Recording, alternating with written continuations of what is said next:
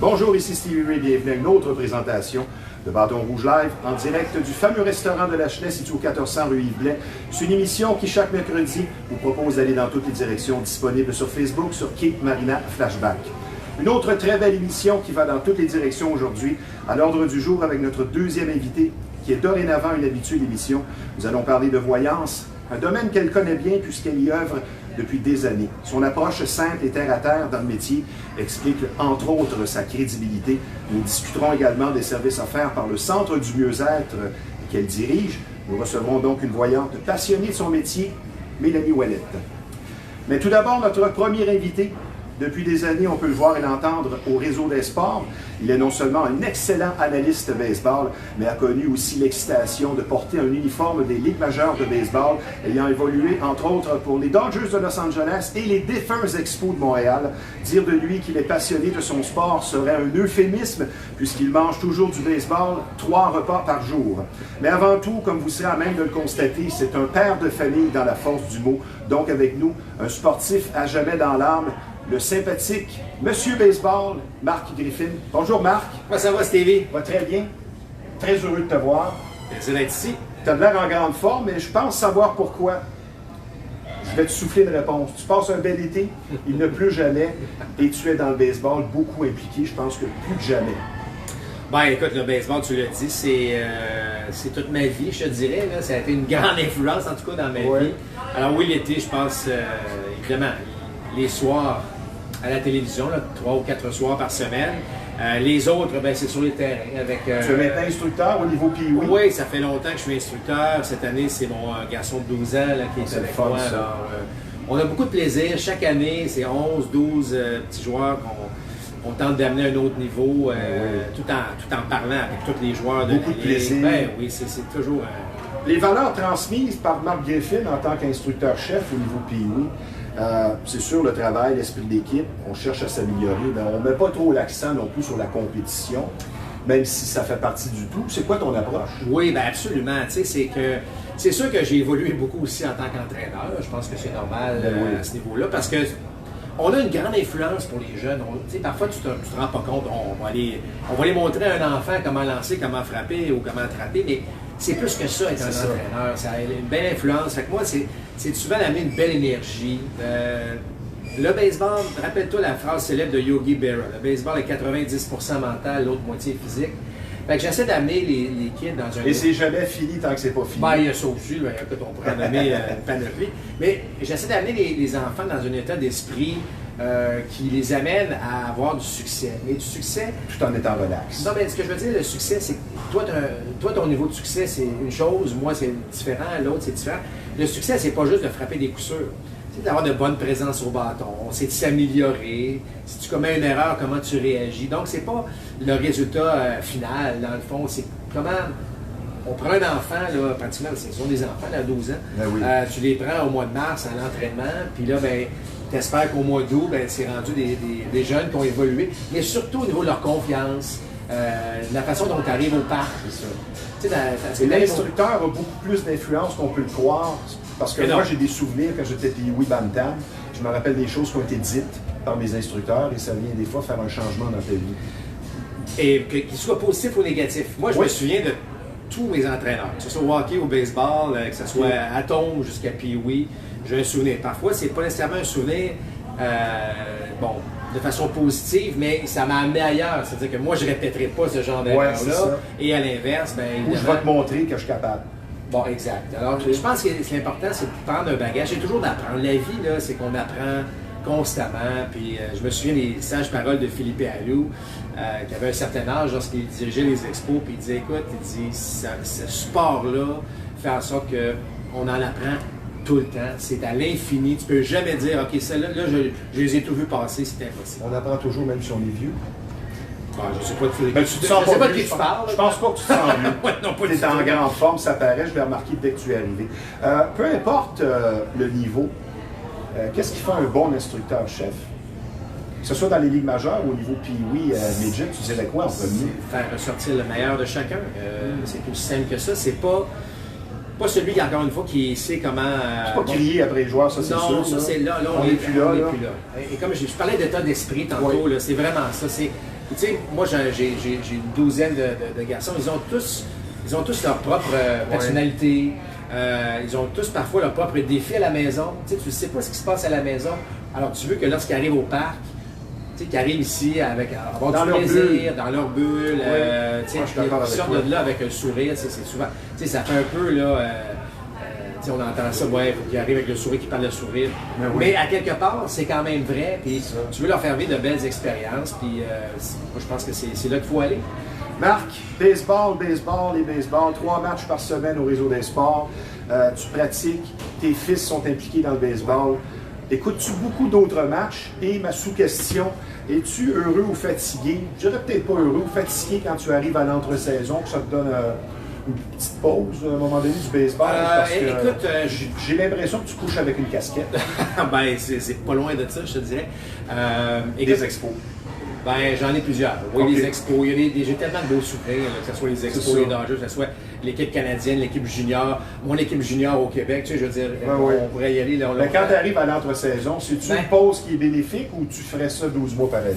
Écoute, je vais répondre à la première question. C'est que oui, je regarde beaucoup de matchs. C'est mon travail. Tu comprendras que moi, j'analyse ça. Il faut que je sois au courant. Puis le baseball, c'est tous les jours. C'est pas un match par semaine comme la NFL. Pas que la NFL, c'est... Mais au-delà de tes fonctions qui t'obligent à être au courant de tout ce qui se passe, es-tu porté à dire, OK, aujourd'hui, j'avais rien à l'oral, je vais écouter un petit match? Ben, sans dire que je vais écouter un match au complet. T'aimes picosser? Ben, je veux dire qu'il y a des applications du baseball majeur, il y a un paquet d'applications où je vais aller voir qu'est-ce qui s'est passé. Je suis des équipes davantage qui sont impliquées dans les courses au championnat. Mais il faut que je suive quand même, il faut que je sois capable de savoir ce qu'il y en est.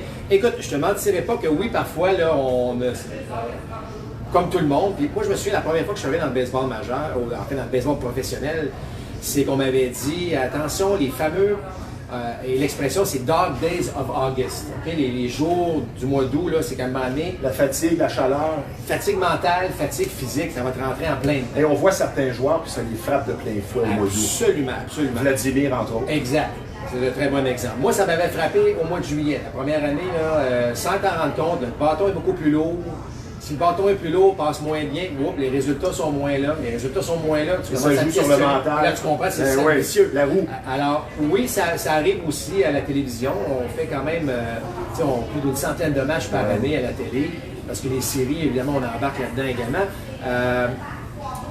Ça serait bien, honnêtement, là, ça serait bien de prendre une petite semaine, de demander à la pause du match des étoiles juste pour aller faire autre chose. Mais c'est pas possible. Mais c'est pas possible. Mais non, alors on s'arrange pour que ça fonctionne. Puis si tu fais ça, ta femme elle va te chicaner de te voir toujours en train de regarder quelque chose. Non, là, ma tendre épouse, c'est dans quoi je suis, donc jamais elle va questionner cet intérêt-là. Question suivante, se faire reconnaître. Parce que veux pas, c'est un peu une vie de star de cinéma quand tu es impliqué à la télé. Parce que je ne suis pas présentement à la télé, je ne fais que Facebook et parfois je me fais reconnaître. Mais je me dis à ta place, qui est reconnue et associée au baseball depuis toujours, est-ce que ça peut être difficile parfois quand les gens t'approchent dans un moment ou une situation où c'est peut-être pas nécessairement le temps et tu aurais peut-être une anecdote ou deux à nous raconter de gens qui sont peut-être parfois trop enthousiastes? Ben, en fait, pour être bien honnête, les gens sont hyper respectueux. J'ai jamais vraiment eu j'en ai eu des moments cocasses là, où là, j'étais parti d'ailleurs, par exemple, en voyage. À la fin d'une saison, la saison se terminait. Une semaine après, je prenais un vol pour le Mexique. Et dans l'avion, dans l'avion, il y a quelqu'un qui s'en avait fêté au Mexique et qui m'avait reconnu. Et disons qu'avec sa voix qu'il portait, ben, tout le monde dans l'avion savait maintenant que j'étais présent à l'avion. Il avait pris un petit verre aussi? Non, même pas, c'est ça le pire. Et là, je me dis, bon, une fois que tu arrives sur place, là, je pense que c'était à Cancun, une fois que tu arrives sur place, bien évidemment, il y a une centaine d'autobus. Ben, effectivement, il tombe dans le même autobus que moi. Alors, j'ai dit, je peux pas croire être au même hôtel. Il n'était pas au même hôtel, mais imaginez qu'une fois rendu sur place, bon, je le vois plus, je prends une marche un moment donné, puis on s'en va à un autre un peu plus loin. Qui je ne croise pas sur la plage. Mais tu sais, ça a été fait, c'était hyper drôle. Ceci étant dit, comme j'ai dit, les gens sont hyper respectueux à ce niveau-là. Ça se passe quand même. Et moi, je suis beaucoup dans les parcs de baseball l'été. Alors les gens, si tu n'aimes pas les gens, tu ne serais pas dans la bonne position. Non, c'est ça. Fait que moi, j'ai beaucoup de plaisir à ça. La seule chose, c'est que parfois les gens ont l'impression De te connaître. Exact, mais moi je les connais pas. Parce que tu es dans leur salon, des in, des out. Alors ces gens-là, ils parlent comme si on les connaissait beaucoup, puis là parfois c'est un peu déstabilisant parce que moi, est-ce qu'on s'est déjà rencontrés? Je ne suis pas certain, puis là tu deviens un peu mal à l'aise avec ça, mais sinon, là, honnêtement, c'est assez facile. Il y a un vieil adage qui dit que l'on récolte ce que l'on sème, et dans ton cas, je vais te faire un compliment, tu dégages juste dans l'approche que j'ai eue avec toi. Je veux dire, tu es très disponible et toujours très sympathique. C'est tout à ton honneur.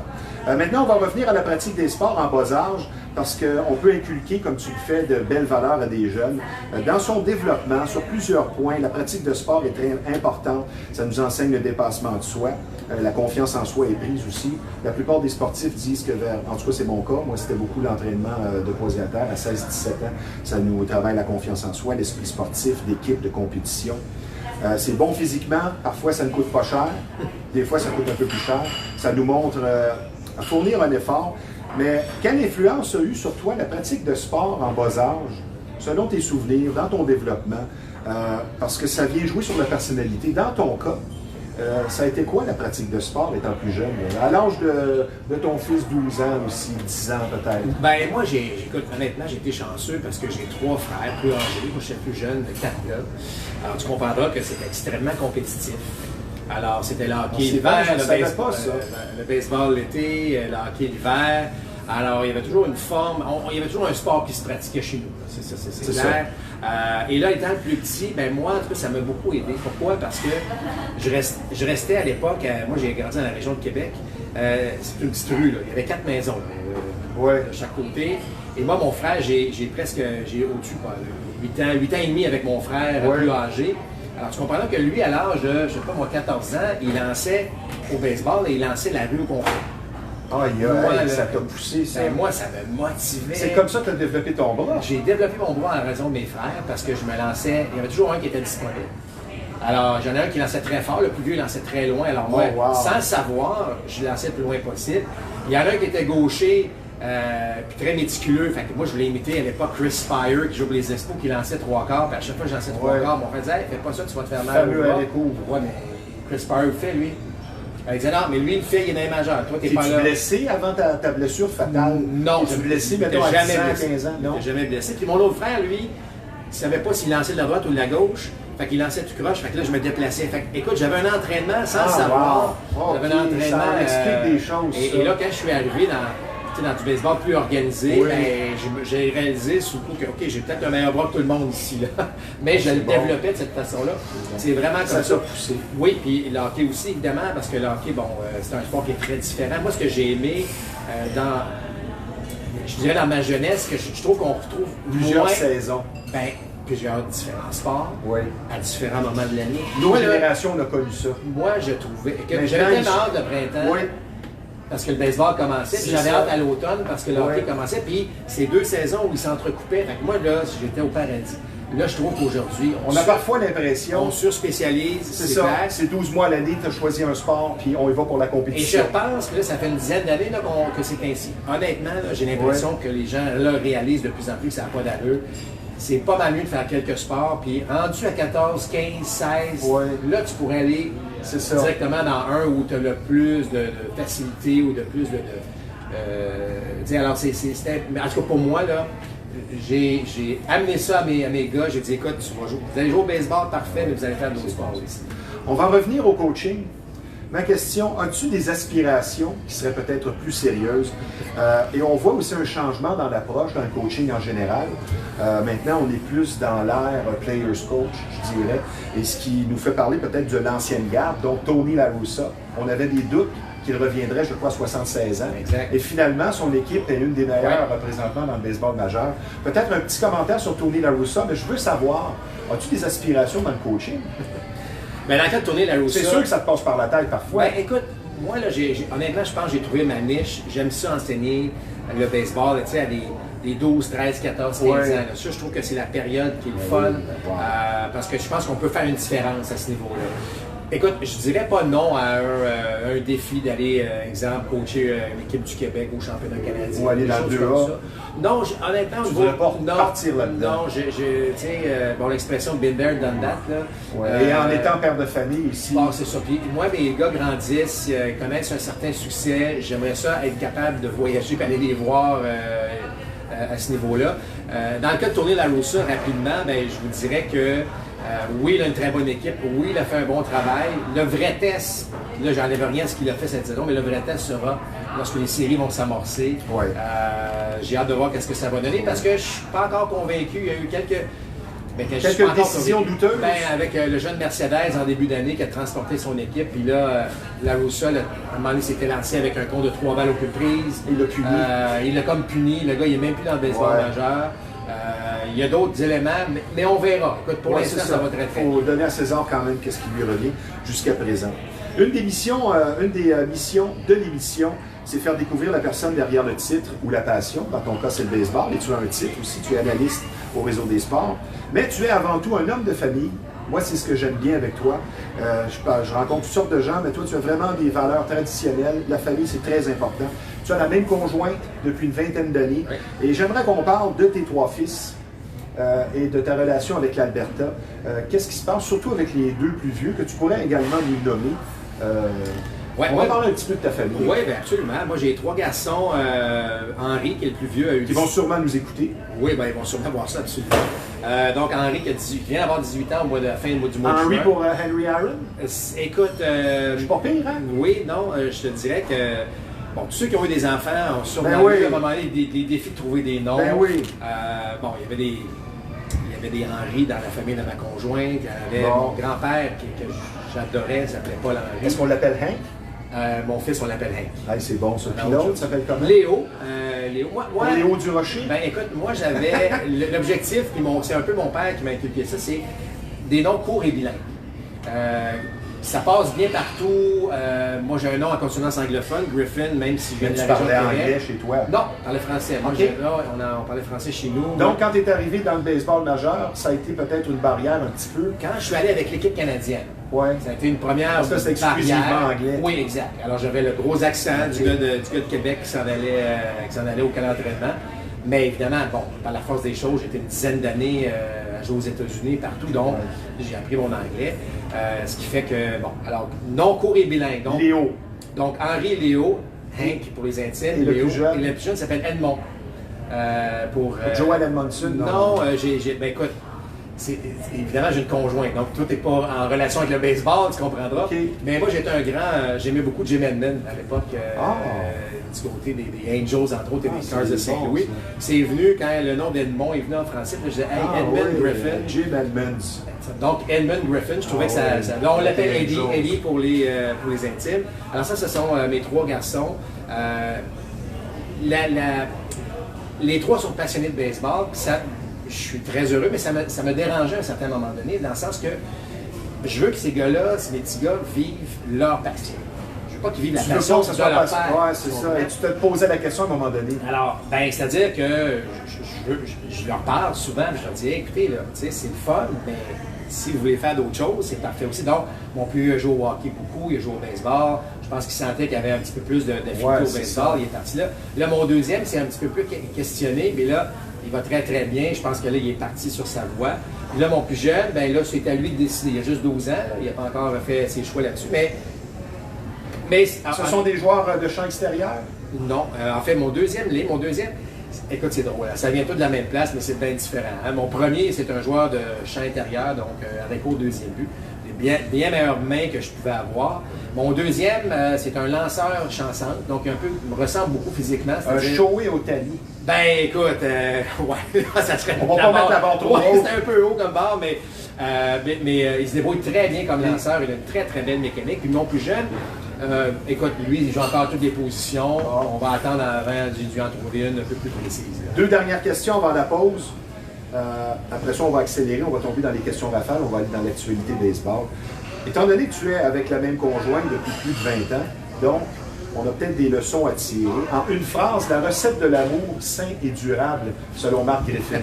Ouais. On va sortir des sentiers battus. On le dit ici à l'émission, on veut faire découvrir la personne derrière les fonctions. C'est quoi ta recette? Tu as sûrement parlé de communication, mais en une phrase, tu dirais quoi? Oui, écoute, c'est pas évident parce que moi, honnêtement, je me pince encore tous les matins. Faire l'amour le plus souvent possible. Oui, bien ça, c'est sûr que c'est... ça aide. Non, mais honnêtement, j'ai une conjointe extraordinaire. Ça a été... tu sais, je veux dire, j'ai eu du vécu avant de l'avoir rencontré, évidemment, puis lorsqu'on arrive dans ce genre de relation-là, ça a été, comment je dirais ça, instantané, c'était... ça, c'est bon signe. Ça a été extraordinaire. On voit les choses de la même façon. La vie est très simple. On regarde les choses très, très simples. Il n'y a rien de compliqué chez nous. Elle aime le baseball, évidemment. Parce que je pense inévitablement. Elle aussi, c'est une athlète. Elle a fait des championnats du monde en nage synchronisé. C'est bon. Donc, c'est une famille où lorsqu'on parle de sport, oui, c'est le baseball, mais c'est les valeurs que le sport nous amène. Alors, oui, je suis très, très chanceux d'avoir rencontré une telle fille dans ma vie. Avant la pause, comme je te disais, la vocation de Bâton Rouge Live, c'est faire découvrir la personne. Dans ton cas, derrière l'ex-joueur, le présentement entraîneur, l'analyste, quels sont tes passe-temps? Parce que tu pourrais me dire que tu fais du vélo, comme tu pourrais me dire que tu collectionnes les cuillères ou tu fais des modèles réduits de voitures à coller. Mais quels sont tes passe-temps là, en quelques phrases? Ben, écoutez, quand tu as le temps. J'aime le golf. Je ne suis pas nécessairement très bon, mais j'aime le golf.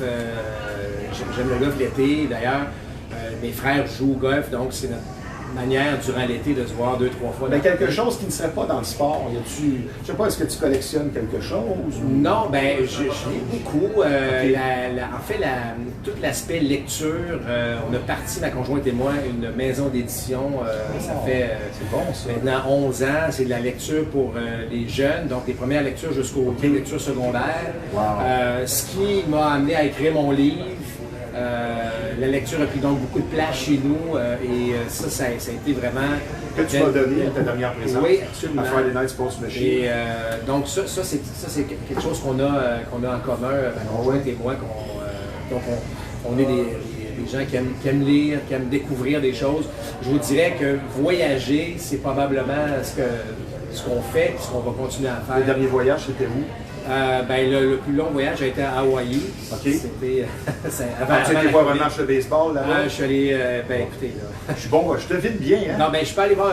parce qu'on est allé en novembre, donc pas la saison, mais je suis allé découvrir toutes les installations de baseball qu'il y avait sur l'île de Maui. Il y a peut-être un petit temple de renommée aussi là-bas. En fait, il y a un magnifique stade, parce que l'Université d'Hawaï a aussi des infrastructures de baseball dans chacune des îles d'Hawaï. Peut-être qu'un jour, il y aurait une équipe là, ça serait bien. En fait, il y a une université, donc il y a des joueurs universitaires qui voyagent là.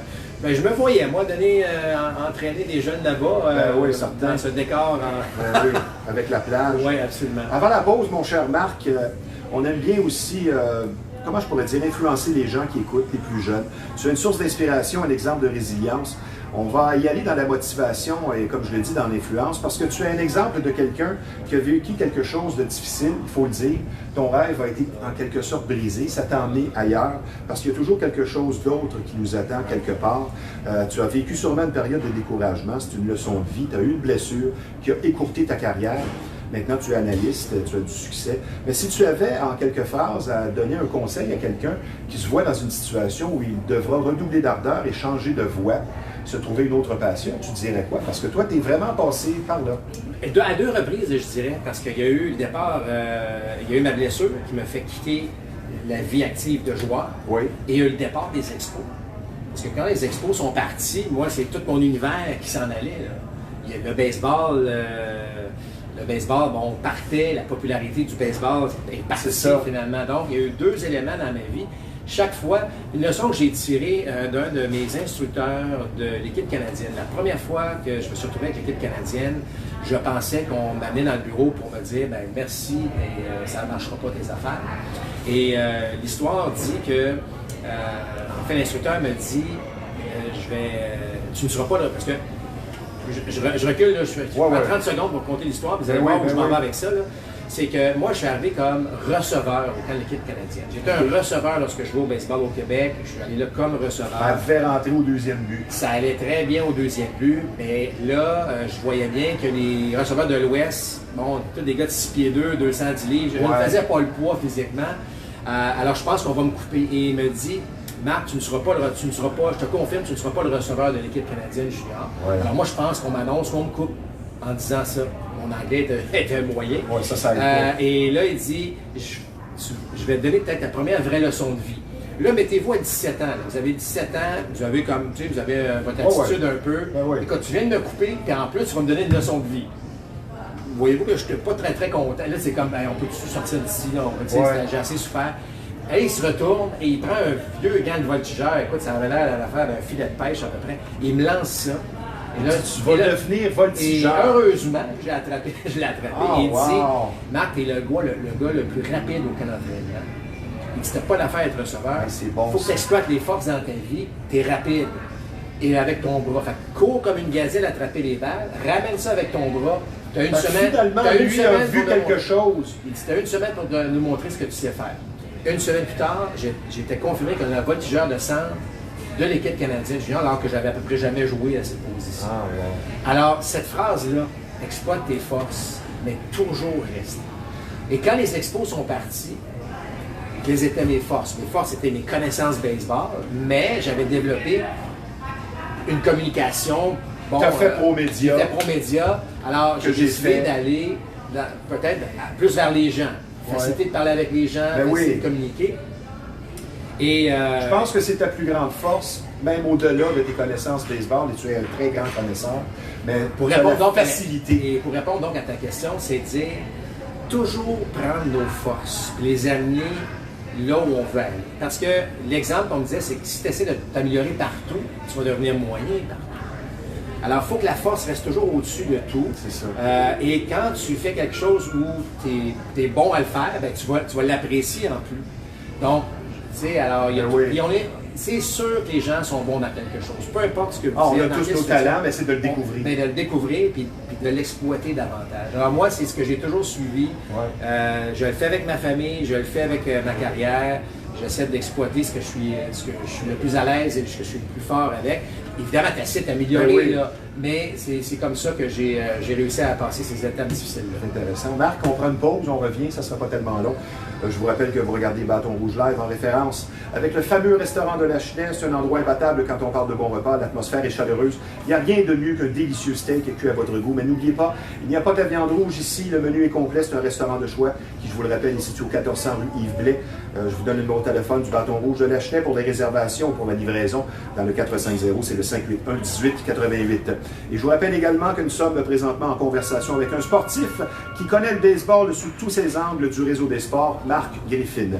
Maintenant, sur une note un peu plus sérieuse, vous allez être traité avec beaucoup d'écoute et de compréhension. Si vous vivez une infestation, vous aurez compris ici qu'on parle de bébite.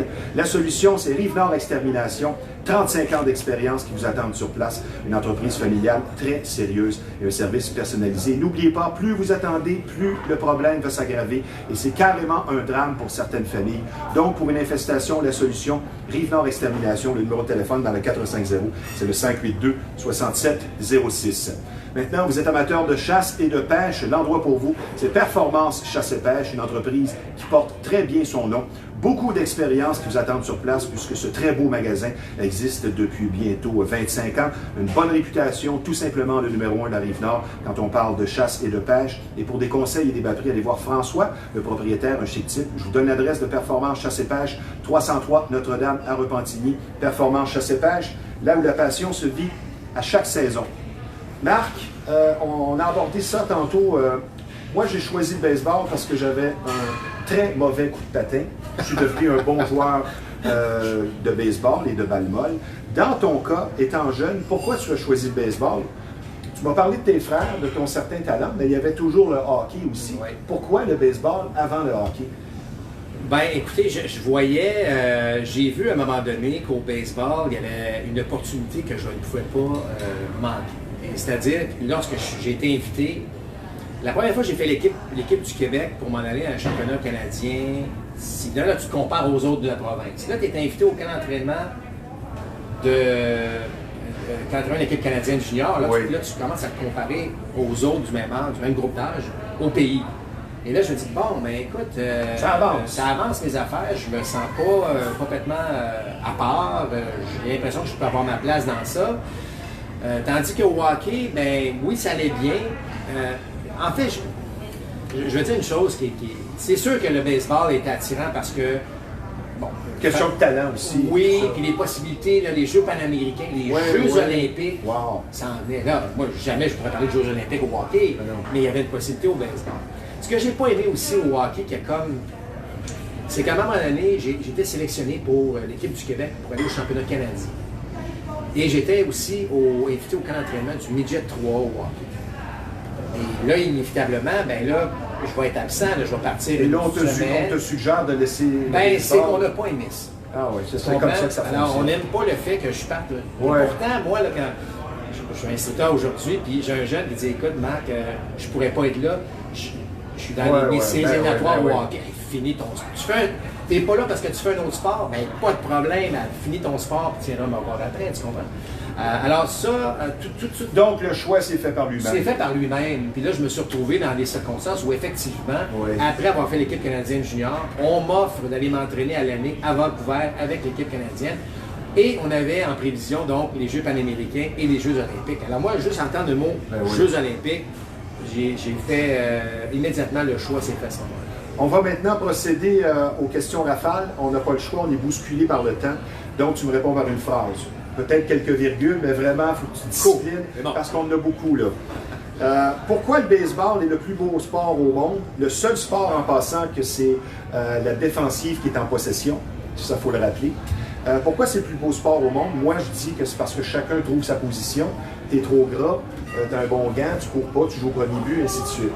Pour toi, en une phrase, pourquoi c'est le plus beau sport du monde? Bon, ce que tu viens de dire est vrai, c'est qu'il y a de la place pour tout le monde, mais le baseball, c'est la vraie vie. Tu commences à la maison, la plaque, là, le marbre, le home plate. Le home plate, qui est une mauvaise traduction, ça sera une autre affaire à jaser éventuellement, donc, mais c'est la maison. Donc, tu pars de la maison. Qu'est-ce qu'on veut faire? On veut atteindre des buts. On se fixe des buts dans la vie. Donc, tu vas aller chercher peut-être le premier but, peut-être le bien but, ça. Ou peut-être que parfois, tu vas frapper un coup de circuit dans ta vie. Mais la plupart du temps, c'est que ça te l'aide, tu as besoin d'aide de tes coéquipiers, de ta famille, on peut prendre ça comme ça. Alors, on est poussé à chaque... Et notre récompense, c'est de revenir à la maison. C'est un sport donc sans violence qui, je trouve, qui reflète très bien la vraie vie de tous les jours. Et c'est pour ça que ça fait partie. Bon, évidemment, là, je pourrais te parler de stratégie tout ça, là, mais bon. On va essayer de passer le plus de matière possible. On va revenir au jour de l'an 1989, alors que tu reçois une enveloppe et tu es invité au camp d'entraînement des Dodgers. En une phrase, 1989, est-ce que ça te paraît loin? Malheureusement, oui, mais j'ai encore ça parfaitement en mémoire dans ma tête. Oui. Qu'est-ce qui est mieux dans notre société d'aujourd'hui si on compare à 1989 et qu'est-ce qui est moins bon? Peu importe, si tu peux me parler de sport, tu peux me parler de restauration, de n'importe quoi, mais en général, il y a des points qui sont mieux, mais il y a des points qui ne le sont pas. Selon Marc Griffin, un point bon et un point moins bon. Écoute, 1989, on n'avait pas la technologie d'aujourd'hui. Moi, j'étais bien dans le milieu, pas que j'aime pas la technologie, mais j'étais bien, moi, dans ce milieu-là, à ce moment-là. Qu'est-ce qu'on fait de moins bon? Comme j'ai mentionné, moi je pense que c'est parce que la technologie a aussi embarqué dans le baseball. Fait que moi, là, s'il y avait eu des défenses adaptées en 89, 90, 91, peu importe dans mes années, ben là, probablement que j'aurais été affecté un peu par ça parce que j'aimais beaucoup tirer la balle comme frappeur gaucher. Il aurait fallu que je m'adapte énormément. Alors, c'est sûr qu'il y a des affaires qui ont beaucoup changé à ce moment-là. On va maintenant parler actualité baseball. Ouais. On ne peut pas faire autrement avec l'analyste à peu près l'analyste le plus connaissant de ce qui se passe dans le baseball. Même si ça fait quand même déjà 2 semaines, on va parler du match Field of Dreams. C'est un spectacle relevé. Tu as Kevin Costner qui ouvre la danse. Tu as un aménagement vraiment très beau d'un super terrain par Major League Baseball. L'engouement est ressenti par les fans. Finalement, est-ce que le match Field of Dreams a été meilleur que le film? Écoute, je vais te dire une affaire, on l'a à côté. Moi, là, j'ai trouvé Tim Anderson va s'en rappeler longtemps. Ben, écoute, c'est parce que non seulement le décor, non seulement la présentation des joueurs qui arrivent des champs de maïs, ben oui. Le coucher du soleil, tu as l'impression là, que c'était bien pensé. C'était, tu sais, moi dans ma tête, là, une soirée d'été de baseball, là, c'est exactement ce qui a été représenté dans ce match-là. Toi, tu es très satisfait du spectacle. Moi, ça faisait longtemps Et le que match j'avais était pas incroyable. Ça faisait longtemps que j'avais pas eu un match aussi plaisant à faire à la télévision. C'est le fun. Parce que je le vivais. Là, Un de tes beaux souvenirs en carrière. Un des beaux souvenirs, honnêtement. Ouais. Comme tu as dit, le match était spectaculaire. Et d'ailleurs, juste en passant, ça a été le match de baseball de saison régulière le plus écouté dans les 16 dernières années. Alors, ça a accroché beaucoup de monde. Je pense qu'il y avait juste 8000 spectateurs. Exact, c'est ça, exact. hein? Mais la télévision, le film, évidemment, la popularité du film a fait aussi que ça a attiré beaucoup de curieux. Et une réussite totale du baseball majeur là-dessus. La prochaine question, tu pourras me répondre par oui ou par non, parce qu'on voit que le baseball cherche à créer un engouement, à se rapprocher de ses fans le plus possible. Peut-être l'influence aussi des autres sports, comme le hockey, la NFL, qui gagnent en popularité. Est-ce qu'on pourrait brûler la formule en répétant sans cesse le Field of Dreams, un peu comme la LNH fait présentement, en brûlant tout simplement les matchs extérieurs? Oui. On pourrait brûler ça. Ça, Hein? faut être prudent. Donc, tu n'es pas d'accord à revenir à chaque année? Écoute, pour qu'on vienne l'année prochaine, c'est parce que, n'oubliez pas, les autres joueurs qui ont vu ça, là, veulent tous aller participer à ça. Mais là, comment on va vouloir éblouir les gens? Cubs Reds l'an prochain? Bon, alors ça reste à voir, mais ça m'inquiète. Le joueur de l'année jusqu'ici dans chaque ligue, un nom chaque côté. Ben, il y a Si tu devrais voter. un nom, Shohei Ohtani. C'est ça, puis l'autre bord. Ben, Shohei Ohtani. Bon, c'est bon. Non, mais ce que je veux dire, c'est qu'il y a des très bons joueurs dans la nationale aussi. Là, mais ce que je pense que les gens ne réalisent pas ce qu'on est en train de vivre en ce moment avec ce joueur-là. Sans dire qu'à l'époque, Babe Ruth jouait contre des moins bons joueurs, c'était des époques différentes. Il faut remettre à César. Honnêtement, ce que Shohei Ohtani est en train de faire, c'est... 40 circuits ce matin, 88 points positifs. Non, puis écoute, une moyenne de points mérités à 2,79, plus de retraits sur Il les joue pour une équipe pourrie. C'est extraordinaire. Ce Avec qu'il fait. Mike Trout et ce joueur-là dans la même équipe qui ne fonctionne pas, c'est spécial. On va poursuivre dans l'actualité. Est-ce que les Padres, on voit ça souvent, une équipe, moi je ne crois pas au club pacté, parce que ça donne une pression additionnelle à ces équipes-là. S'ils gagnent, on dit ben, ils sont pactés. Et s'ils perdent, ils ne peuvent comme que perdre. Est-ce que c'est un effet inverse et pervers ce qu'ils vivent présentement, les Padres? Ouais. Oui. Parce qu'ils ont cassé. C'est dur, puis si on ne fait pas les séries, c'est un échec total. Alors, écoute, on le sait, parce que n'oubliez pas, c'est pas un grand marché, San Diego. C'est pas Los Angeles. Les Dodgers vont s'en remettre s'ils ne gagnent pas. Là. Les Padres, c'est un grand risque, et là, on est en train. Ceci étant dit, je pense qu'on a quand même une bonne équipe pour l'année prochaine, mais on va. Est-ce qu'ils vont être patients assez pour se dire on va attendre l'année prochaine? Parce que Fernando Tatis Jr. parle beaucoup de Shohei Ohtani. Mais comme joueur talentueux, c'est un quel joueur... style. Maintenant qu'on est revenu aussi au brun et au jaune traditionnel des Padres, c'est sûr que ça donne une petite touche. Les qualités nécessaires du joueur des ligues majeures de baseball en 2021 en une phrase, ce serait quoi? Les deux qualités, disons, les plus importantes. Parce que ça a bien évolué. Oh oui, écoute. Depuis l'époque Canseco, là, disons que ça a changé. Bien, premièrement, c'est que les joueurs, tous les joueurs se sont rendus de vrais bons athlètes. Je ne dis pas que dans les années 70, il y avait des joueurs, on pouvait douter de leur forme physique. Là, c'est plus le cas aujourd'hui. On n'a jamais autant de bons athlètes dans le baseball. Bien, ceci étant dit, c'est de s'adapter. On n'a jamais autant de lanceurs qui lancent 95 000 à l'heure plus. C'est ça.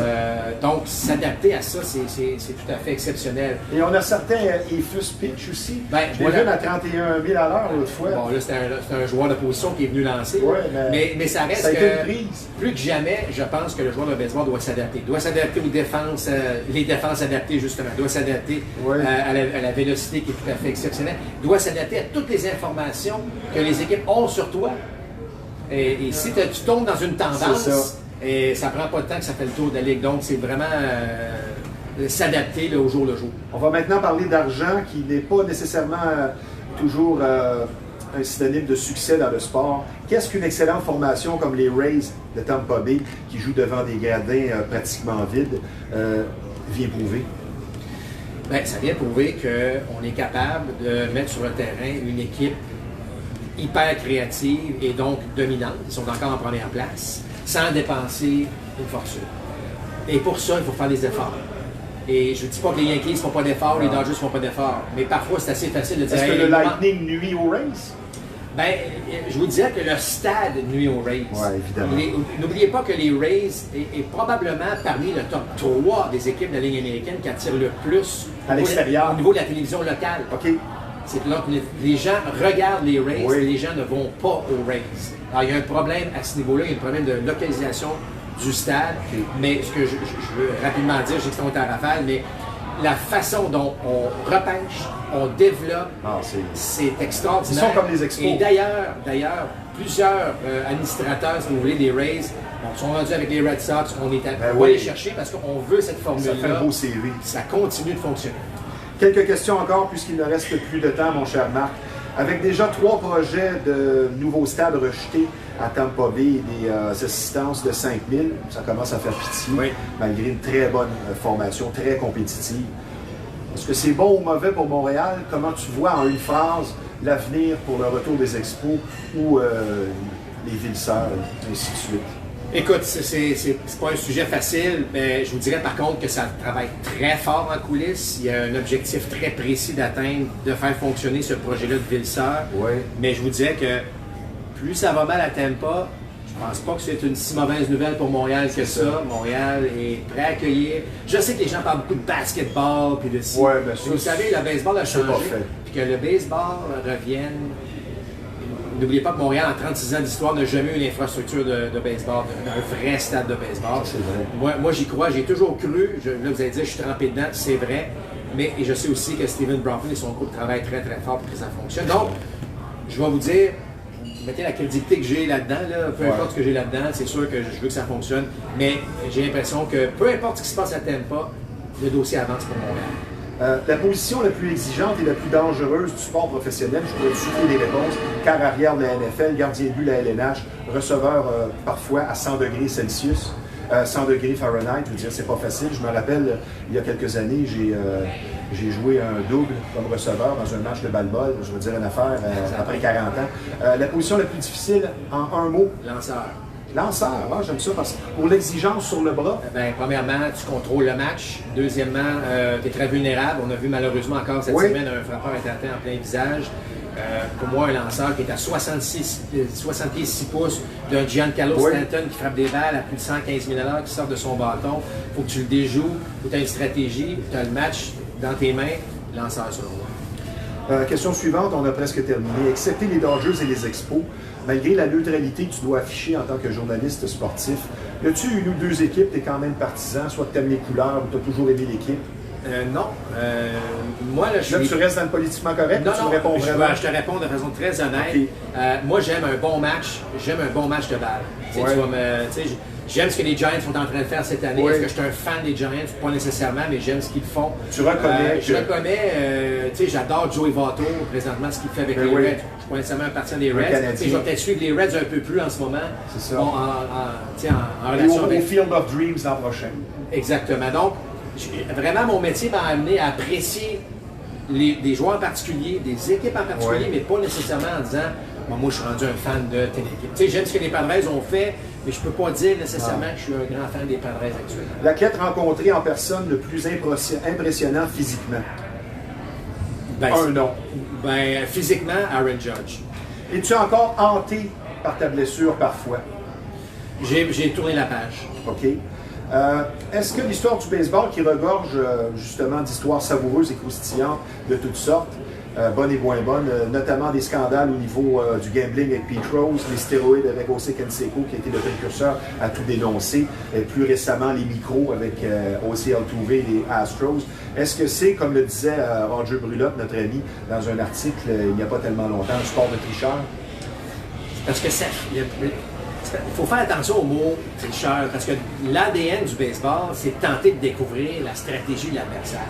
Écoute, à l'époque de Babe Ruth, on donnait une paire de longue vue au préposé au bâton, puis on dit va au champ centre, essayer de voir c'est quoi qui se passe.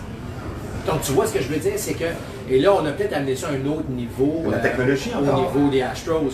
Mais je vous dirais que moi, un coureur qui est au deuxième but, qui est capable de déceler les signaux parce qu'évidemment il y a des séquences, c'est un avantage que tu donnes à ton équipe. Alors, je n'appelle pas ça de la tricherie. Là, on ne parlera pas des stéroïdes et tout ça, là, mais ça reste que, malheureusement, ça fait comme un peu. Toi, tu as vu des joueurs sur les stéroïdes? Ah oui, c'était mon époque. Tu as vu même s'en injecter. On se cachait même pas à une certaine époque. La dernière fois qu'on s'est vu, mon cher Marc, tu m'as donné ce livre sur ta carrière pour les gens qui auraient un certain intérêt pour le baseball et connaître de long en large la carrière de Marc. C'est pas nécessairement juste pour connaître une carrière, c'est vraiment Tes l'histoire. points de vue. Non, c'est un récit, donc c'est une histoire. Okay. C'est mon histoire. C'est vrai. Tu vois, je ne l'ai pas tout lu. Non, mais c'est écrit au présent. Dans le fond, là, c'est l'histoire de pourquoi qu'un petit gars du Québec, parce qu'on est ici, là, a réussi à se rendre dans le baseball professionnel. Vous allez voir, c'est très simple, mais ça accroche beaucoup les jeunes qui lisent ce livre-là. Tu vois que j'écoute quand tu parles, tu m'as mentionné, j'avais encore plein de questions, mais c'est pas grave, c'est mieux comme ça. C'est mieux que quelqu'un qui serait trop nerveux qui me répond par oui ou non tout le temps. Tu vois que j'écoute quand tu parles, ton joueur préféré, c'était Gary Carter. Alors j'ai un cadeau pour toi à mon tour. Ah. J'espère que tu ne l'as pas, parce que je suis certain, sans parler avec trop d'assurance, que si tu ne l'as pas, tu vas aimer. Alors The Gamer de Gary Carter, c'est pour toi. Ben écoute, je connaissais le beau livre, cadeau mais à mon tour. je l'avais jamais lu, donc merci. Ça me fait plaisir. Très Marc. gentil à toi. Merci au nom des amateurs d'agrémenter nos soirées. 3 fois par semaine de ce temps-là, de contribuer à garder le baseball bien vivant dans nos cœurs présentement et d'espérer un retour des expos. Félicitations pour cette belle passion sans cesse renouvelée et familiale et le beau travail accompli et surtout, c'est le beau travail qui s'en vient parce que c'est loin d'être terminé. Je te remercie, Marc. Toujours très gentil. Merci à toi. Bien heureux de t'avoir avec nous et j'espère que je t'ai fait plaisir à mon tour. Oui, absolument. Merci, Marc. Parlé de la passion de la lecture en plus. Merci, Marc. Très gentil. Merci. Passe une belle journée. Très gentil. Au revoir. Maintenant, je vous parle d'une entreprise où qualité et service sont au rendez-vous, soit M Pavage. Votre entrée de maison ou de votre commerce a besoin d'être rafraîchie. M Pavage est un spécialiste à consulter. Quand on parle d'entretien, d'entrée d'asphalte, de nettoyage, de colmatage de fissures, d'application de scellants protecteurs, votre entrée redeviendra comme une neuve. Des prix compétitifs pour un travail de qualité vous attendent chez M Pavage, là où la qualité n'est pas que du bavardage. Le numéro de téléphone dans le 514, c'est le 754-0069. Je vous parle maintenant de Samoto, un de nos plus importants commanditaires ici, qui est situé au 1133 Notre-Dame, un garage dont la réputation n'est plus à refaire, la confiance règne, le travail est bien fait, c'est le respect du client en premier, de longues explications, de longues années d'expérience qui vous attendent sur place. Moi, je dis toujours que ce sont les tops de la mécanique. Samoto, au 1133 Notre-Dame. Maintenant, autour de notre deuxième invitée, elle guide les gens qui la consultent dans leur présent et leur avenir en pratiquant avec passion et sérieux la voyance. Et pour nous parler des possibilités, des services offerts et des dessous de son métier qui sort de l'ordinaire, avec nous, une femme au sens aiguisé, la dirigeante du Centre du mieux-être, une voyante plus qu'intéressante, Mélanie Ouellette. Bonjour Mélanie. Bonjour. Ça va bien? Oui, ça va bien. Ben, tu vas toujours bien, je crois. Oui. Que je te parle au téléphone ou que je te vois, tu affiches toujours le même beau sourire. On voit que tu es heureuse. Oui. Est-ce que tu passes un bel été?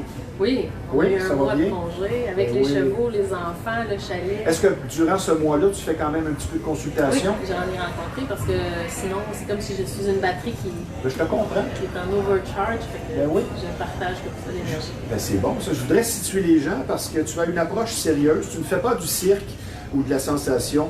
Tu n'es pas dans une tente avec des objets ésotériques à essayer d'impressionner. Tu n'as pas de prétention ou d'image loufoque. Tu y vas avec ton ressenti, ton expérience, et ça explique aussi ta présence à l'émission, parce que tout ce qui est phénomène qui sort des sentiers battus, moi j'aime avoir une approche plutôt sceptique. On ne va pas donner le micro à n'importe qui va dire n'importe quoi. Et il faut spécifier que tu n'es pas médium. Mais il y a du médium ici, au bâton rouge, ce sont les steaks. Ça doit être bon. C'est pas tout à fait la même chose. Toi, tu guides les gens. Oui. J'aimerais que tu me dises, comme je le dis, situer les gens, c'est quoi la définition de tâche du voyant, de la voyante, quand c'est fait adéquatement, quand on a une approche sérieuse comme toi?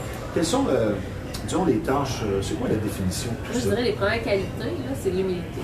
Parce que c'est pas toujours une rencontre qui se fait.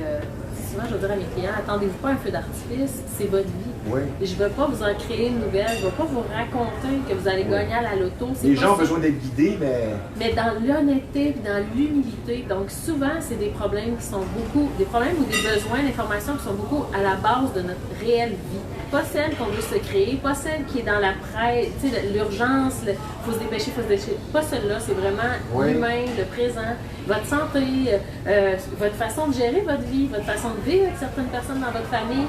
Puis souvent, c'est les êtres les plus près qui ont une influence sur nous. Donc, qu'est-ce qui se passe en relation avec eux?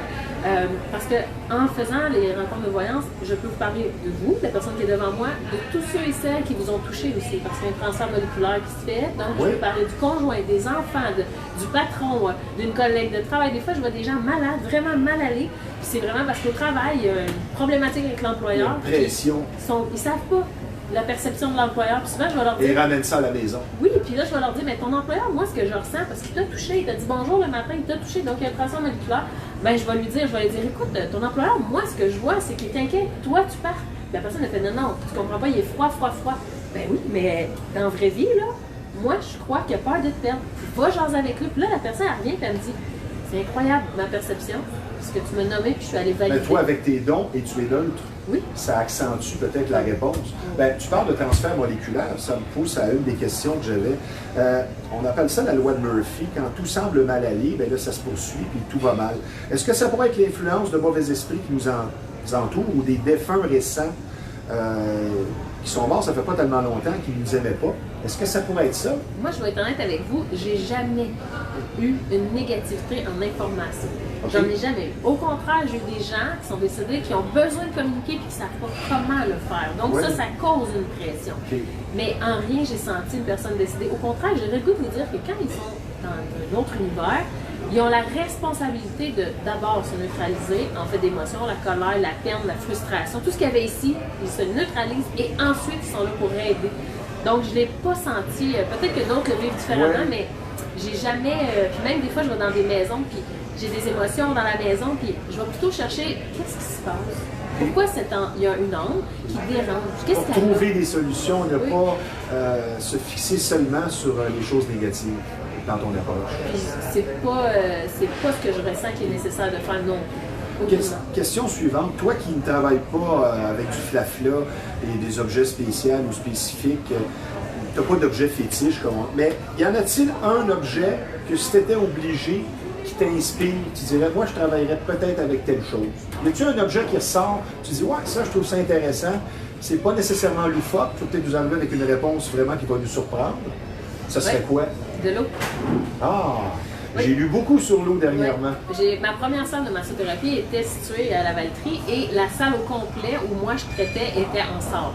Parce qu'on avait fait une blague un soir avec mon frère, j'adore, puis je lui avais dit il faudrait que j'aille les 2 pieds dans l'eau pour masser. Il me semble que je capterais super fort. Il m'a dit parfait avec l'électricité, tu vas être électrisante la soeur. Fait que là j'ai fait ah ouais, pas une bonne idée de me mettre les 2 pieds dans l'eau. Après ça il m'a dit j'ai dit, tu sais, la glu qu'on met dans les pochettes, tu sais, quand on a une blessure, là, ça serait gluant, il y aurait de l'eau. Mon frère dit, ben oui, je t'imagine, toi, combat de jello dans le fond de ta salle. Là, je fais comme, oh my god.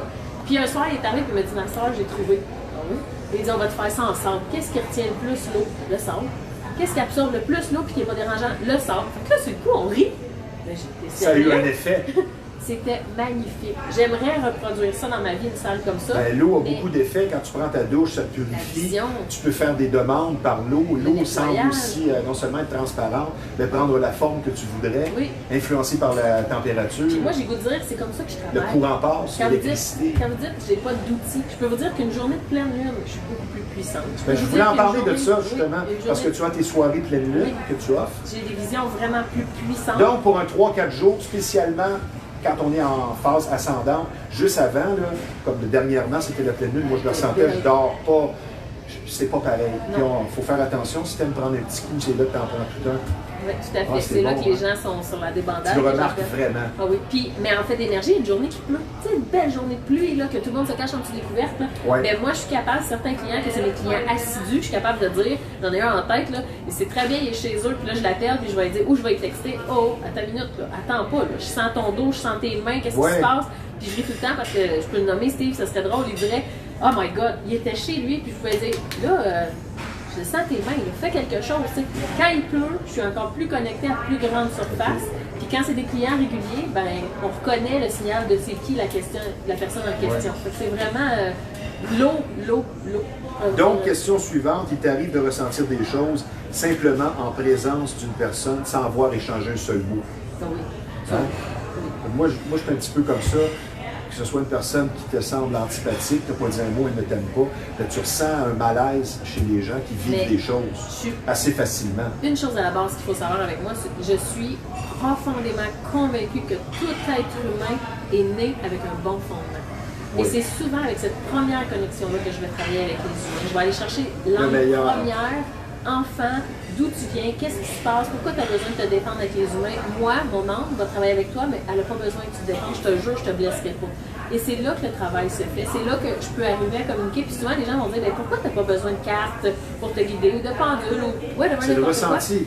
C'est vraiment, non, c'est l'âme à l'âme qui discute ensemble. C'est comme si on prend un café ensemble, malgré qu'on est dans notre pyjama humain, face à face, c'est l'âme qui communique avec l'âme de la personne en face. Et encore là, pour situer les gens, toi, tu as été élevé, tu es dans une famille où tes parents sont sourds-muets, ce qui a probablement accentué le développement de tes dons. Moi, je pense que oui. Parce que, qu'est-ce que vous faites C'est une logique. Oui, mais quand vous avez un enfant qui a un monde imaginaire à 7 ans, jusqu'à 7 ans, vous laissez ça aller, puis là, rendu à 7 ans, on ne veut pas que publiquement, il se fasse agacer. Qu'est-ce qu'on fait? Chut, arrête ça, arrête ça. Moi, au contraire, Comme mes la parents suce d'un enfant aussi, Oui. tu ne gardes pas ça jusqu'à 7 ans. Pourtant, c'est notre besoin. Qu'est-ce qui est le plus important au monde? C'est votre enfant. Ouais, c'est pas ce que les autres vont dire. Oui. Mais on va le faire. On est humain. C'est ça la réalité. Puis souvent, moi, mes parents, ce qu'ils ont fait, c'est qu'ils m'ont fourni des journaux intimes. Beaucoup, beaucoup, beaucoup, beaucoup. Tu sais, j'écoutais tout à l'heure, vous parliez, là, tu sais, la personne que vous avez interviewée avant, sa façon de parler, l'objectif, Tu aimes le baseball? Ben, pas du tout, je connais rien. Bon, c'est bon. Pas parce que j'aime pas hier, puis les expos, c'était quelque chose, mais depuis qu'il n'y a plus d'expos, je le vois pas. Mais j'aime son objectif de dire la maison, l'objectif, deuxième objectif, on va y arriver, on va faire des buts, puis on revient à la maison. Nos sources, nos racines de base sont les choses les plus importantes. Les gens que vous côtoyez, là, tu sais, ceux que vous voyez, là, 5 heures par jour, là, ouais, c'est ça. C'est les autres les plus précieux. Si vous n'avez pas 20 minutes à donner à votre enfant là, par jour, il y a quelque chose qui ne va pas. Fait que cherchez pas de midi à 14h à dire qu'est-ce qui ne va pas dans ma vie. Il y a quelque chose qui ne va pas si vous ne pouvez pas donner 20 minutes aux gens que vous aimez le plus au monde. Réponds-moi par oui ou non. Es-tu d'accord avec moi que quelqu'un qui ne sourit jamais, ça veut dire quelque chose? Ben, des fois, il faut faire. T'as beau dire t'es pas extraverti, mais tu côtoies des gens, spécialement au travail, qui ne sourient jamais, ça commence à être pesant. Oui, mais je me dis. C'est un indicatif. Ben, cette personne-là, moi, je prendrais le temps d'aller la voir. Ouais. Oui, je prendrais le temps d'aller la voir. Mais des fois, ça peut être difficile aussi. Pourquoi tu souris jamais? Mais j'irai pas comme ça. J'irai demander comment ça va. Ben, arriver avec un bon livre, avec des farces, pour essayer de. Moi, je pense que Mais quelqu'un comme qui tu dis, c'est sourit pas quelqu'un mal qui fait depuis quelque longtemps. chose. Oui, c'est ça. C'est quelqu'un qui a mal depuis longtemps. On va parler des demandes particulières que tu as parfois. Est-ce que tu as des demandes concernant des animaux défunts? Et est-ce que les animaux ont une âme avec lesquels on peut communiquer spécialement? Parce que je crois, et tu peux me confirmer ça, c'est dans la semaine qui suit un décès qui est plus facile de communiquer avec un défunt. Pour ma part, je vais vous dire honnêtement, quand il y en a que oui, ceux qui sont confortables aujourd'hui au moment où on se parle avec le côté holistique de la vie, quand ils décèdent, ça va super bien. Quelqu'un qui était ici à l'antipode total, qui dit non, ça n'existe pas, ces niaiseries-là, qui décède et qui, malheureusement ou heureusement, se rend compte que ça existe, eux, c'est dur, c'est difficile de les approcher. Quand vous me posez la question au niveau des animaux, des âmes, parce que pour moi, un animal, c'est la dernière fois qu'on se recycle, qu'on revient. Vivants, décédés, je les entends super bien. Ils connaissent des mots médicaux qui me surprennent quand j'ai affaire à travailler avec eux, avec des vétérinaires. Et les chevaux. C'est phénoménal. Moi, j'adore, mais les chevaux, c'est notre miroir. Fait que moi, c'est. Il y en a qui, comme Martine, qui vient de l'Institut du ressenti, travaille avec des animaux parce que les animaux nous ressemblent et choisissent avec qui ils vont travailler même. Tout à fait. Puis tantôt, vous m'avez demandé quel outil. J'ai dit l'eau. Excuse, tu te fais sentir vieux. T'as dit l'eau, mais j'avais quasiment le goût de te dire mon cheval. Mon cheval. Parce que quand je vais prendre une trop grosse charge, c'est mon cheval qui m'envoie un petit message, simplement doucement, Mélanie, ça va pas, t'es déséquilibré. Le cheval ressent extrêmement. Puis quand je reçois des photos là, de vos amis, de vos. Peu importe, vous avez des questions à me dire, mon conjoint, comment il va? Placez-lui un animal à côté de lui et je vais vous parler de votre conjoint, de votre ami. Un animal ne ment pas en voyance. Jamais. Il n'a pas d'ego. Puis regardez, votre chien, il vous aime tout le temps, même si vous n'êtes jamais là. Votre chat va vous accueillir. Il n'y a pas d'ego. Si on pouvait ressembler à ça. C'est pour ça que c'est important aussi en vieillissant d'avoir des animaux, parce qu'il y a des gens qui physiquement, qu'est-ce que tu veux, c'est difficile, mais l'animal, lui, ne te juge pas sur ton extérieur. Les défunts qui nous entourent, ils entendent, voient ce qu'on fait et même nos pensées. Absolument Donc, il tout. faut faire attention si on fait des mauvaises choses. Absolument tout. Ouais, même vos relations intimes. Mais comme dans le livre que je t'avais donné, il en parle de ça. Oui. Et j'espère que tu prendras le temps, pas de le lire au complet, mais au moins de le feuilleter. Question suivante. Même le plus sceptique finira par comprendre le bon sens, comme tu disais si bien, avant de mourir. Le moindrement à l'écoute, on ne peut pas contester qu'il y a une dimension invisible qui finalement est plus grande que la division visible et de loin. Toi, tu travailles dans le ressenti, l'intuition, le rêve, le pouvoir de la pensée. C'est quoi ton argument premier devant quelqu'un qui serait sceptique? Tu dirais, tu as une phrase clé, tu dis, je viens tout prouver. Ça serait quoi ton argument premier? Honnêtement, je suis gâtée parce que je peux même pas vous dire que c'est le même argument, c'est que j'entends quelque chose, je le dis à cette personne-là et cette personne-là dès la première minute. Surtout si elle est plus sceptique, ça fait « Oh my God, comment elle peut savoir ça? » Je crois que c'est pas à moi, comme humain, de convaincre, mais je crois que les êtres de l'autre côté, dans l'autre dimension, veulent que ce soit dit, que ça existe. Vraiment beaucoup. Fait que je de crois plus que en plus. Ah oui, fort. Les préjugés tombent. Oui, puis les gens ont moins en moins peur de ça. Oui. Beaucoup moins peur. Parce que c'est quelque chose qu'on a besoin. On le sent. Puis tu sais, moi je le crois, je le dis tout le temps. Je pense que le cinéma n'a pas aidé. Parce que le cinéma, moi j'ai vécu dans une maison qu'on peut dire qui était hantée, je le répète parfois, là. Puis j'ai vécu toutes sortes de phénomènes, je veux dire, c'était très palpable. Mais c'est pas comme au cinéma, là. Il n'apparaît pas des monstres, il n'y a pas nécessairement des objets qui tombent de partout, mais il se passe des choses qui peuvent faire frémir. Mais je veux dire, le cinéma n'a pas aidé. Mais si je peux en profiter, là, Ben, il y a ouais, une chose que j'ai envie de vous dire. Là. S'il y a quelque chose qui se passe autour de vous que vous n'aimez pas, vous êtes maître de votre véhicule. Ils peuvent rien faire contre toi. Non, vous pouvez C'était une de dire, mes questions. Stop. Ça ne m'intéresse pas. Reviens plus tard. En ce moment, je ne suis pas prête à vivre ça. Je veux pas. C'est On ça. travaille beaucoup. Moi, je travaille beaucoup avec mes collègues avec des enfants qui ont 4-5 ans qui, malheureusement, la nuit, se font réveiller par des visions, des aides, des bruits, toutes sortes de choses. Puis nous, là, ce qu'on fait, c'est qu'on leur donne une chanson. C'est souvent au clair de la lune qui se termine en disant « Maintenant, merci, va-t'en ». Et l'enfant, il commence à comprendre que quand lui, il décide, ça s'arrête. Au lieu de les terroriser et de leur dire « Oh non, t'es fait. Toute ta vie, tu vas voir ça. » C'est pas vrai, c'est vraiment, on peut arrêter ça, c'est nous. Moi, je veux pas qu'un être humain rentre dans mon corps pour prendre ma place. Je veux pas, quand je dors, voir des êtres. Quand je dors, je veux dormir. Même, je pourrais vous dire, des fois, là, je peux décider que non, là, je suis trop fatiguée, j'ai pas envie de me mettre à rêver. Passez pas par le rêve, me donner de l'information. C'est nous qui décidons. Et c'est à nous d'apprendre. Tu sais, c'est ce que j'allais dire tantôt. Je l'enseigne, mais l'enseigner, c'est rien. Vous le possédez. Moi, vous appelez ça un don, mais moi, je dis tout le temps, on l'a tous. C'est ça. Il faut juste le nourrir. Moi, je fais du vélo 24 heures sur 24, 7 jours sur 7. Donc, à vélo, n'importe quel vélo n'a pas de problème. Mais la voyance, c'est la même chose. J'en fais 7 jours sur 7, 24 sur 24, donc j'entends plus facilement. Mélanie, avant la pause, une petite question, tu me réponds par une ou deux phrases. Ça a une connotation maintenant négative parfois. Qu'est-ce que tu penses du terme ésotérisme? Est-ce que tu t'identifies à ça ou pour toi, c'est un terme à éviter? Je ne sais pas quoi te répondre. Bon, Ça ne me fait pas peur. J'aime ta franchise. Puis, ça me fait pas peur, puis en même temps, j'ai envie de dire, est-ce que ce mot-là est nécessaire pour que les gens curieux qui n'osent pas à le voir? Peut-être que oui. Fait que finalement, ça serait une bonne chose. Oui. Parce que je n'ose jamais te présenter comme étant ésotérique. Mais il n'y a rien parce dans que c'est ma un terme que certaines personnes n'aiment pas. Moi, je trouve que c'est un terme, comme on dit, fourre-tout. On va faire une pause, ma chère Mélanie. T'avais-tu quelque chose à rajouter? J'allais dire, tu sais, Vas-y. je fais rien dans ma vie d'ésotérique. Bon. À part de m'asseoir quand c'est Une temps fille d'entendre simple. puis de le partager. Bon. Je vous rappelle que vous regardez Bâton Rouge Live en référence avec le fameux restaurant de la Chenais situé au 1400 rue Yves Blais et que nous sommes présentement en compagnie d'une voyante très expérimentée, soit Mélanie Ouellette. Je vous parle maintenant d'un gym qui offre ambiance et compétences, soit TriStar Gym, qui est situé au 530 Notre-Dame à Repentigny, une très belle salle de musculation qui vous attend sur place. Et pour pratiquer tout sport de combat, c'est l'endroit pour vous. Beaucoup d'expérience sur place, on va répondre à vos besoins. Quand on parle d'expérience, eh bien, le coach et propriétaire de l'endroit, Yves Jabouin, a 31 combats MMA en carrière. Donc, ça veut tout dire. Un gym qui offre ambiance et compétences, TriStar Gym, au 530 Notre-Dame à Repentigny. Je vous parle maintenant de la zone vêtements de sport et classique, une super belle boutique qui est située au 148 Notre-Dame à Repentigny. Je vais vous nommer quelques marques de choix au meilleur prix disponibles sur place, soit Gasp, Better Body, Riderwear, Gorilla Wear, La Bella Mafia. Il y a des marques aussi, des nouvelles marques comme Koala, très en vogue pour les jeans, les t-shirts pour hommes notamment. Il y a Lacoste avec les vêtements et les souliers et le magnifique Ed Rush avec ses chandails. Donc, la zone vêtements de sport et classique, c'est au 148 Notre-Dame à Repentigny. Mélanie, on va maintenant parler un petit peu du suicide. C'est peut-être un petit peu lourd, mais j'ai quelques questions pour toi. C'est un sujet qui demeure tabou dans notre société. Les suicidés plutôt, restent-ils pris dans une zone ou entre deux zones, telles que suggérées par certaines théories spirituelles? Moi, c'est pas ce que je vois. Moi, je vois vraiment qu'ils doivent prendre le temps de se neutraliser, de voir leurs émotions. Et accéder. Et ensuite être confortable pour être bien de où ils sont situés en ce moment. Beaucoup de gens que j'entends en voyance qui se sont suicidés, tu sais, on veut tout avoir une bonne raison, on veut tout avoir une explication, mais des fois, il y en a. pas fourni.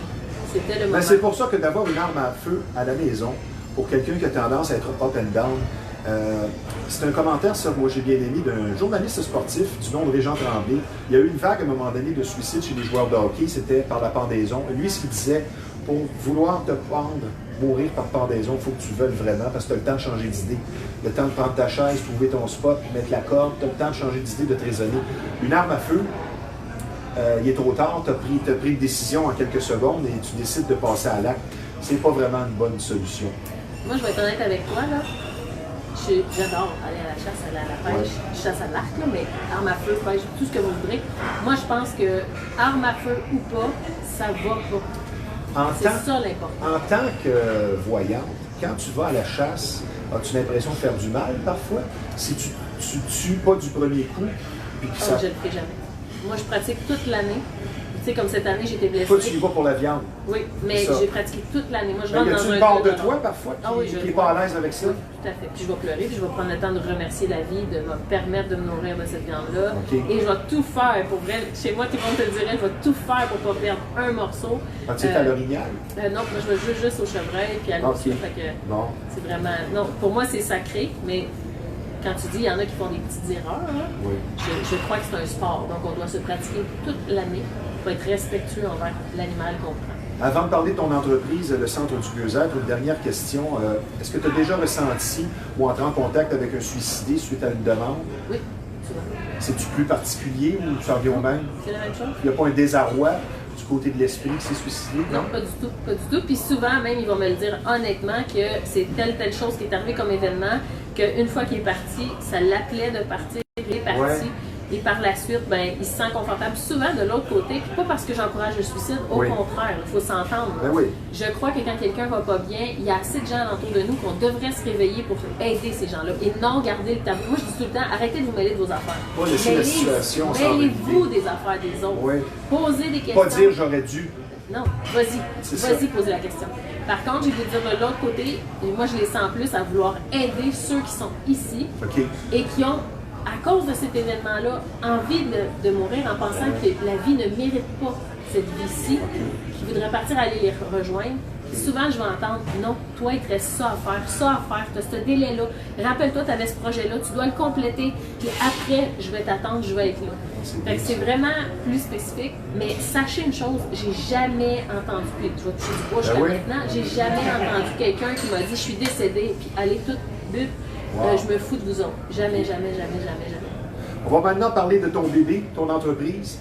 Le Centre du Mieux-être, un lieu particulier pour se ressourcer, la massothérapie sur place, divers services offerts. Qu'est-ce qu'on y offre? C'est quoi la vocation?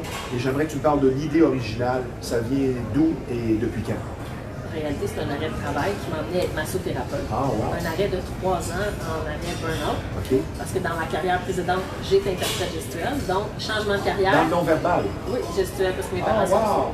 Puis, en allant avec mon fils chez le médecin pour un rendez-vous hebdomadaire au niveau de la dépression, le médecin demande qu'est-ce que tu fais déjà 1000 fois que tu aimerais faire. Puis ça, là, tous les jeunes, tout le monde qui cherche dans la vie devrait écouter ça. Qu'est-ce que tu fais déjà 1000 fois puis que tu fais juste pour le plaisir? Puis, je massais mes enfants tous les soirs. Et mon petit bonhomme est sorti. Mais maman, elle nous massait tous les soirs. Et le médecin de famille, qui est très près, qui est très, très humain, m'a dit tu vas aller dans une école de massothérapie. J'ai fait non, je ne masserai pas des inconnus. Et à partir de là, tout est venu. Fait qu'au centre, maintenant, j'offre la massothérapie standard, la massothérapie avec voyance. J'offre des séances de voyance vraiment individuelles, des séances de voyance en groupe, qu'on appelle les retraits pleine lune, et en groupe privé. Et je fais de la voyance équine aussi.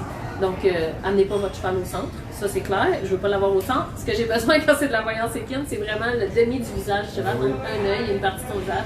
Et je vous donne toute l'information. J'ai beaucoup d'amis qui, quand ils ont des poulains, pour savoir s'ils les engagent dans compétitif ou pas, on va discuter de l'état de santé du cheval.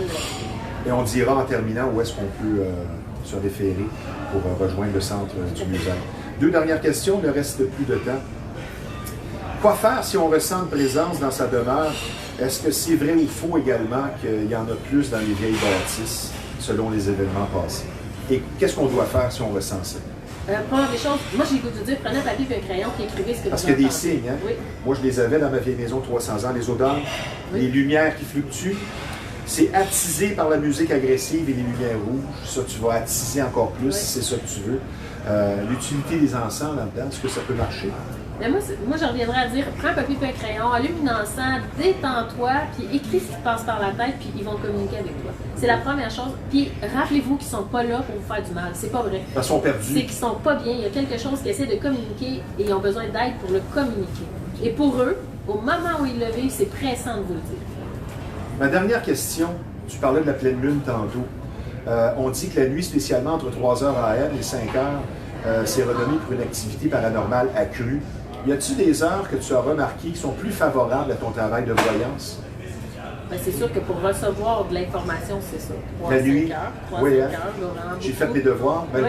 je le savais, là, 3 à 5 heures, même beaucoup, pour mais un je pense auteur, que c'est ça. Je pense que c'est la pression atmosphérique qui fait le transfert de la Lune au Soleil. Fait que si c'est la pleine lune en plus à 3h, c'est parfait. Moi, je dors Mais est-ce pas, que là. tu fais des consultations à 3h du matin? Non, jamais. Non? Moi, Tu n'en fais pas une fois? Non. T'as peur, hein? Non, j'ai pas peur, mais moi, j'essaie de cadrer le plus possible mon travail dans... Ben, tu sais, j'essaie de rester dans le cadre humain aussi. Oui. Tu sais, j'ai la chance de pouvoir entendre, mais je suis dans un véhicule humain. Mon pyjama, tous mes collègues rient. Mon pyjama humain, Ton pyjama humain, je j'aime ton dois le expression. respecter. Et il doit déjeuner, dîner, souper, Oui. dormir, avoir une vie de famille, avoir Ok. du plaisir. Donc, j'essaie de cadrer mes heures de travail dans quelque chose de comme dans une horaire standard pour essayer. C'est sûr qu'il y a toujours des urgences, là, mais j'essaie de le garder le plus. Puis, je me dis tout le temps que quand ils ont besoin de communiquer avec nous, c'est à eux de trouver notre horaire, pas à Ok. nous. Parce que eux, la relation Sans ça, de ils nous temps, dérangent. mais la relation de temps pour eux est différente. Tu sais, hier, Le demain, temps n'existe pas. c'est ça. Fait que ça fait vraiment Ah, c'est bon, différent. ça. Moi, je te remercie. J'aimerais en bon québécois, qu'on plug ton entreprise, quelqu'un qui veut te rejoindre, parce que c'est sûr que tu as beaucoup à ton horaire déjà, des mois à l'avance. Mais j'aimerais que tu donnes une adresse ou deux, que ce soit par le web, comment on peut rejoindre Mélanie Ouellette et le Centre du mieux-être. Ben, avec plaisir. Première des choses, si vous voulez un rendez-vous, c'est Go Rendez-vous, Centre du mieux-être Mélanie Ouellette. Maintenant, c'est facile, tout est appliqué, vous avez l'horaire, les tarifs, les détails et tout ça, tout est là.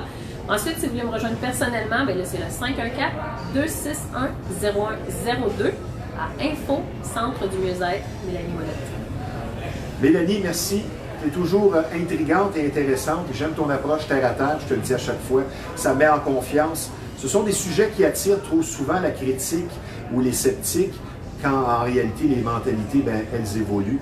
Merci de nous guider avec entrain et vérité. C'est toujours un plaisir de te recevoir et on va se revoir. Ça, c'est bien certain, Mélanie Ouellette. Merci d'avoir été des nôtres. Merci à toi. Merci, Mélanie. Bonne journée. Je vous parle maintenant du Centre d'imagerie Pixel que l'on surnomme et pour cause l'incontournable. Quand on parle d'imprimerie, de graphisme, c'est tout simplement le numéro 1 de la Rive-Nord et c'est pas dur à trouver. C'est en face de l'ancienne marina de Repentigny, au 351 Notre-Dame à Repentigny. Un service varié, très professionnel qui vous attend sur place. Allez voir Michel, le propriétaire, vraiment un gentil garçon. Donc, Pixel, l'incontournable. Je vous donne le numéro de téléphone dans le 450, le 654-9944. Sur ce, faites attention. Pour ceux qui prennent des vacances, ça n'arrive pas qu'aux autres, les accidents. Faire attention sur la route ou aux abords des eaux. C'est très important d'être prudent. Et n'oubliez pas les 3 mots magiques. Comment ça va? Renouer avec un ami, ça ne coûte pas cher. Vous allez semer un brin d'optimisme et de joie dans le cœur des gens en appelant. Comment ça va? Ça ne coûte pas cher. Ici Stevie Ray. Merci d'avoir été des nôtres. À la semaine prochaine.